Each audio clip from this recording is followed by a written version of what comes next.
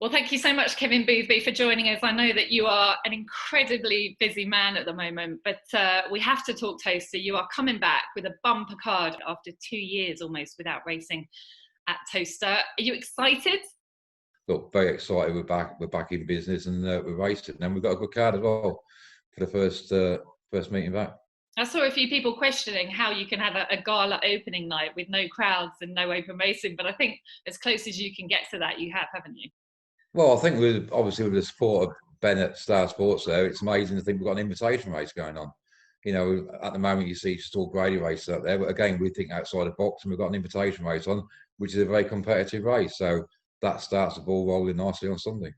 Now, of course, the world has gone crazy since you took over at leasing Toaster, and it's really affected your very, very good business plan that I came up and saw just a few months ago. You've really had to adapt, but in sort of typical Kevin Boothby style, with the positivity that you have adapted, haven't you? Tell us what's been going on there. Well, it's been obviously when we spoke back in February, the world was looking good, and we was looking at doing concerts and lake things and all this, that, and the other. And obviously things have totally changed around now.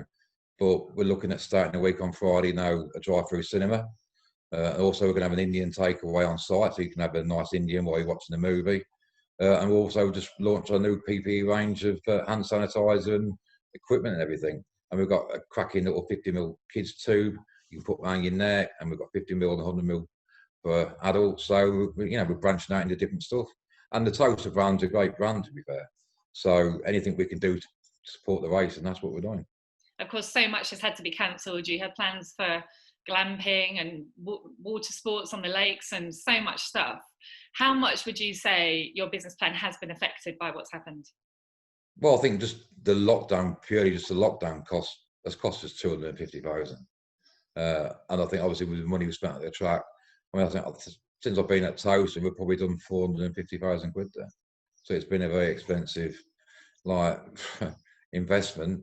But now we're back open, I'm sure we'll survive and get it all back. So it's going to be tough, but look, we've got plans in place, and we're always positive about what we do. So I don't see no problem with it.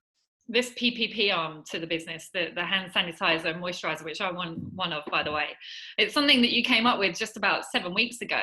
Obviously, one side of your business disintegrates, and the kind of person you are, you see it as an opportunity rather than a problem. Yeah, well, basically, my friend of mine, Gary, he designs these tube filling machines and the bottle filling machines. And I went over to his factory unit in Hitchin because I needed the stuff for Henlow and Toaster. So I've gone over there to get some sanitizer, and I was watching these machines fill all these bottles and tubes up and this, that, and the other. And I just pictured like the Toaster brand on the bottles and on the tubes. And 7 weeks later, we now can mass produce it. We've got 12 different products. We're sending loads of samples out to a lot of big distributors and big companies, and hopefully we can get into that sort of world, which would be nice for us. And obviously, again, it protects us as a business, and it certainly protects the greyhound racing side of things. And all this is to support the greyhound racing, isn't it? Because you're not going to be making money from greyhound. Look, it's good at SIS to give them a meeting straight away. But what I'm getting paid on Sunday isn't going to just, we're going to be running at a loss on Sunday. But it's important that we get the racing back at Toaster and develop from there. And hopefully when we get into July, hopefully we can be looking at doing 3 meetings a week. And it's important that we protect tracks like Toaster, and that's what I'm going to do. So if it means us doing cinemas, we've also started, the other thing we started yesterday, we've got horses now galloping on the track. People book in, they get an hour time slot. We're sold out virtually this Saturday. You can bring up to 5 horses for 1 hour, we charge 120 quid. And that is proving to be so popular. And a lady called Michelle Baker, who lives in the Toaster area, is doing a great job organising it. And that's taken off. And for these horse riders who've got their own horses, they love the environment of Toaster. So I think it's on social media and people's been posting this, that, and the other on there. But again, it's a very good little sideline. It's a good little business. So we're doing different things there, loads of different things. I love the way you take opportunities, and given how the rules are changing across the country, I did think to myself when I was thinking about this interview, I wonder if he's planning on opening a zoo at Toaster. Oh, it's so tempting. It's so tempting. 330 acres. That's not a bad idea, actually, really. But the other thing we are looking into as well, because we was looking at doing like with a water, sort of like a little water park, whatever. We are now looking at turning one of the lakes into a fishing lake. So we're actually doing all the costings now. We've got a syndicate involved who want to take over the lake. All we've got to do is basically put fish in there. So that is one of the things we are looking at doing as well, to be fair. So You're why right. not? You're right.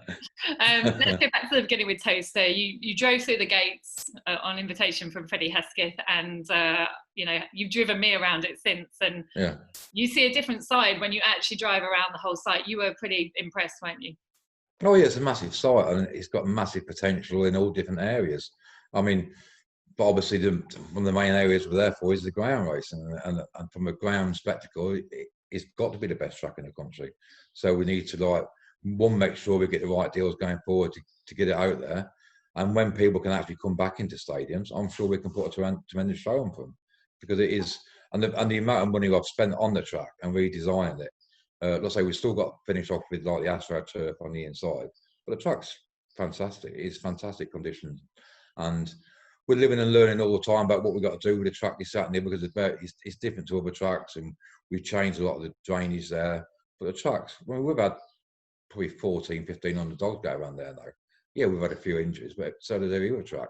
And yeah, we do get slated on silly websites like the Greyhound Season now, but these people ain't got a clue. You know, the track is very safe, and I've run any of my dogs around the track. You're It's in a the very spotlight, safe aren't you? track. Yeah, and look, if something's wrong with the track, we're spending money. I mean, one of the things which I found horrifying, that last week, I think was the first week ever, TOWCESTER's actually been properly harrowed up. The machinery they used to use wasn't good enough to do it. And the actual harrow they had, they'd never used it, and it seized up. And we went to use it a couple of weeks ago, and it was seized up. So we took the one from Henlow over there last week, and it's been, I think, the first time it's ever actually been harrowed up properly. And that was a problem with TOWCESTER before. The lack of maintenance, or the lack of knowledge in doing a track was totally wrong. So, you know, I'm very confident what we're doing. The track is as safe as it will ever be, to be fair, And which obviously, is so important. so important. But there's lots of things that are different. You've got a couple of trainers on site now. You've converted stables into kennels. So Frank Gray and Lawrence Tuffin are there. You've built a gallop in there. And you've got big plans generally for the place, haven't you? Certainly in terms of the standard and quality of racing that we're going to see there. Yeah, I mean, look, I was speaking to Eric Cancel. Eric's a good friend of mine, and Eric deals a lot with the Irish boys, and we're definitely still going to do the Night of Stars in October. That's one thing which will happen. Prize money wise, I can't say yet, but I know there'll be definitely 10 or 12 races, and it'll be the Night of Stars in England. But that will definitely happen in October, which is exciting. But they're the big nights we need, Julie. You know, you go back over last year, the sport doesn't have many big nights in this country no more, and we need to try to bring that back. Obviously, with the COVID-19, what's gone on, it's going to be difficult to achieve that, but that's one thing which I've got to achieve. Good to hear, despite all that, you think the Night of Stars will happen in October.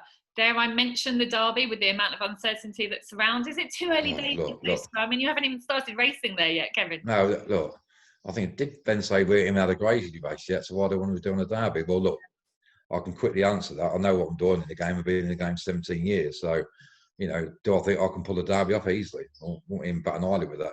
But no, the main thing is start back racing, and then look, let's see what happens with the Derby. Nottingham's got it at the moment, and good luck to them. But if they didn't want it this year, would you go for it? Of course I would. It's a no-brainer. I'm a big dog man at heart, and to stay to Derby, of course I would. As long as it's financially sound, I ain't going to do loads of money. I've got enough money, but if I had a chance of doing a Derby, of course I would. You know. The actual greyhound racing model itself will be a bit different as well. You're going to charge entry, aren't you, for people that come to TOWCESTER? When we're Probably going to have to charge entry. I mean, the reason they closed before, they didn't charge no entry fee, and you know, we're not a charity, we're our business. We've got bills to pay, we've got overheads to pay. So, you know, and £10 to get into a place like TOWCESTER is not extortionate load of money, Julie. Even you'd pay that, wouldn't you? I would. I get free entry because I'll be working there, hopefully. One thing that I think is the same that was under Lord Hesketh and Kevin Ackerman is that they tried to be innovative. And okay, it ended up not working, but even though you own Henlow and you now have TOWCESTER, you do seem to be doing things differently at TOWCESTER and trying to be more forward thinking about, you know, maybe how the game should be in this day and age. Yeah, I mean, Henlow does a great job for it. Henlow's a pure racing machine. You know, we do 7 meetings there. Some weeks we do 8 meetings in a week. We've got a lot of dogs attached to Henlow. Henlow's totally different to TOWCESTER. You know, TOWCESTER is like that upmarket track. You can give people an experience there, you know, and it's important that as a sport in going forward, we need to make big difference in what we do. And you know, but every time I go to Toast, it's a privilege to go upstairs, go in one of the boxes, go out on the balcony and look out, and it just blows your mind. It's such a beautiful place, you know, and to get the top quality racing there.